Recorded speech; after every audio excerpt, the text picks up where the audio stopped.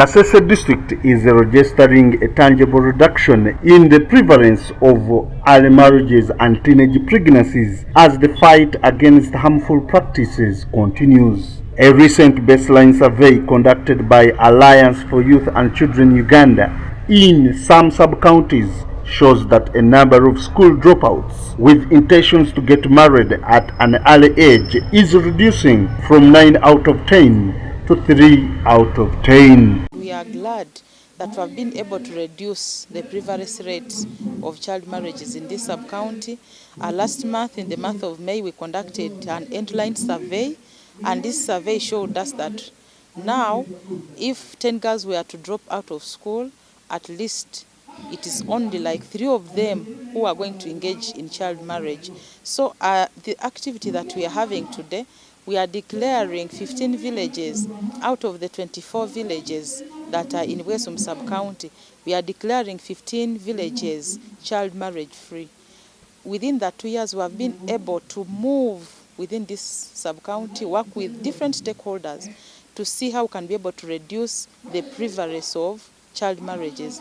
Kasese, being one of the districts in Uganda with the highest number of early marriages and teenage pregnancies cases, is now registering progress in the fight against the vice. In Wesum sub-county, for instance, a baseline study shows an alarming statistics of 9 out of 10 girls dropping out of school with intentions of getting married. We conducted a baseline survey that of course gave us the figures, and we realized that 9 out of 10 girls that dropped out of school in Wesum sub-county were having a mind of getting married.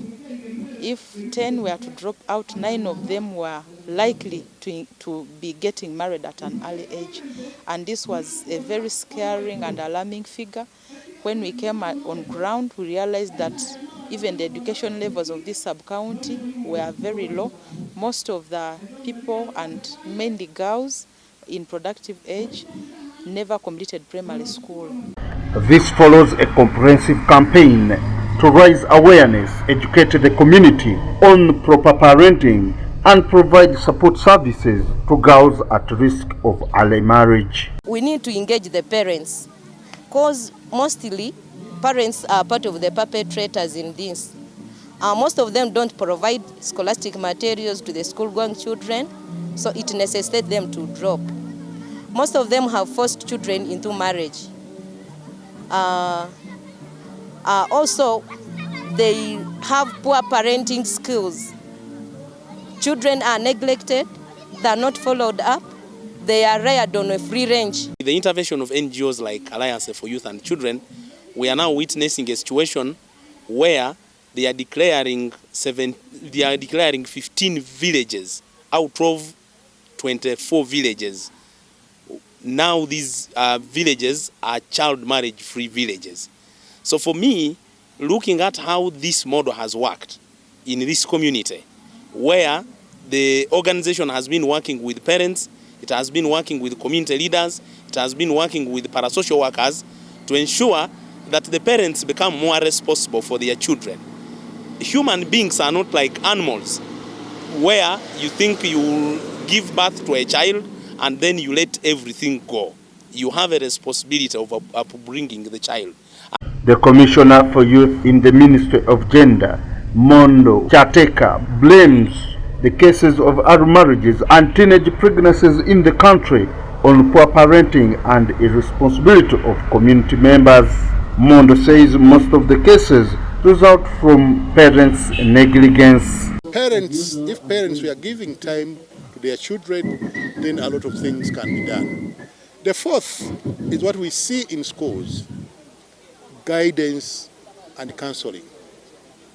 Schools must have a strong element of senior women teachers, of senior male teachers, who should counsel the young people and guide them about the dangers of playing around with men, playing around with women, because it can end up into a pregnancy. And so, if we provide the correct information to our children, then they are likely to avoid the dangers. But if we don't provide the correct information, they are likely to be treated to wrong information and try to find out what it is, and there they get into trouble. Mondo is now calling for concerted effort from cultural, religious leaders and government in the fight against the vices that force girls out of school. People in a community must treat children within the community as if they are their own children, and therefore protect them against any injuries, against any things that are uncalled for. You don't befriend a child of your neighbor. Look at the child of the neighbor as if it's your own child. So community care.